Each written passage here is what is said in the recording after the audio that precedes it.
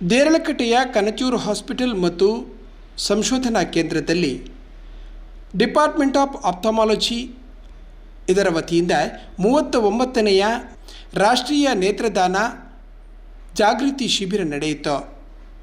ರಾಷ್ಟ್ರೀಯ ನೇತ್ರದಾನ ಜಾಗೃತಿ ಅಭಿಯಾನದಲ್ಲಿ ಸಂಸ್ಥೆಯ ಪದಾಧಿಕಾರಿಗಳು ಪಾಲ್ಗೊಂಡರು.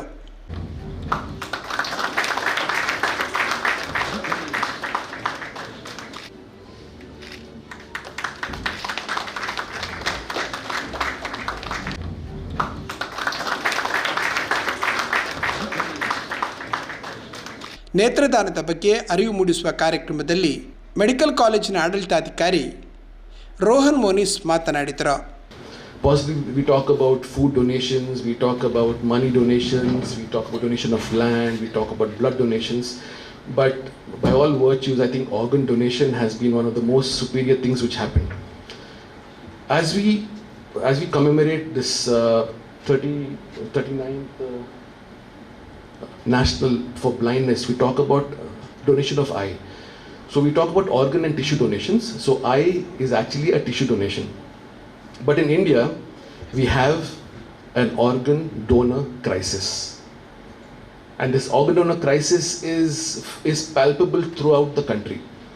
I was just discussing with Chairman Sir in the morning. We have developed countries, the so-called developed like Portugal, Spain, Sweden, Switzerland. The organ donations are close to touching 45 to 50%. And in our country, in India, we are because we have a population of 1.4 billion people, and we've just barely touched 1%. Why? This is a question that we need to ask ourselves. Now I'm talking to a intellectual community here. Most of us are doctors, most of us are going to be healthcare professionals. Lack of awareness. Lack of awareness is one of the most prevalent things in the communities we live. Second one, our religious and traditional or cultural beliefs. This has been an obstacle for us to take a step further. In India, yes, we have very strict laws, very, very strict laws right now. Because as I speak, I've got a very good friend. His name is John. John lives in US. He lives in Mississippi. He's all of about 43 years old. He is an ultra marathon runner. But with a twist, he is an altruistic organ donor. 5 years back, he donated his kidney, and 3 years back, he donated a part of his liver. But both these donations happen to people whom he doesn't know at all, and he hasn't even met. What does that say? US has got laws wherein you talk about altruism. So you sign up, if you want to donate your organs, you sign up on a donor registry, and through that registry, they will find up a proper match. They'll call you and say you want to donate. And recently, almost after 4 or 5 years of donation, recently about 2 months ago, he met both his kidney and his organ recipient and his liver recipient. And he was very ecstatic, he was very excited. He lives with his wife in Mississippi. He loves pets. He's an ultra marathon runner. And the other part is, he is an advocate. He's like a true blue advocate who loves to talk about organ donation, north, south, east, west, whatever. And he's trying to create altruistic organ donors in the community where he lives. I mean, that's the impact he's trying to create. And in India, we talk about infrastructure for organ donations, apart from awareness. Now, infrastructure, we are very blessed to live in a district called Dakshina Kannada. We've got about close to 8 to 9 organ transplant and organ harvestation units, which is a very plus point. You go up north, probably one of the largest states we have, Uttar Pradesh. You go up to Bihar, you go up to other areas. I don't think even one organ transplant unit exists in those states in our country.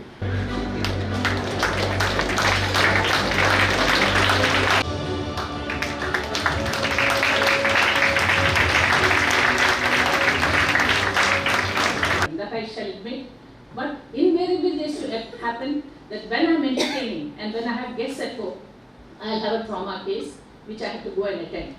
So this was a standing joke with my husband. When we have guests, he used to wait for the phone to ring. So after my last of my guests had left, I would be going to the hospital to operate on some trauma case.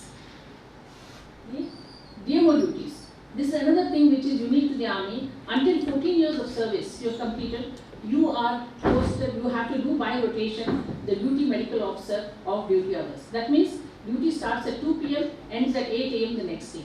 Then you get an hour's break to freshen up, you come back and do your regular work. So it's a 30-hour continuous duty. No post-duty off, irrespective of your seniority. No labor laws apply to us, all considered under exigencies of service. Now, in hindsight, I would say this has been a blessing to me because these DMO duties, I would say, the duty medical officer duties, gave me the ability to handle any kind of emergency, be it a myocardial infarction, be it a crush injury, electrocution, burns, snake bite. I have seen them all and have managed in their helped in their initial management. Now this gives an immense confidence to be able to handle emergencies. For in the army, they believe that the patient is not just an eye to an ophthalmologist or just a ear to the ENT specialist or just skin to the dermatologist. So we have to look beyond what is our specialty.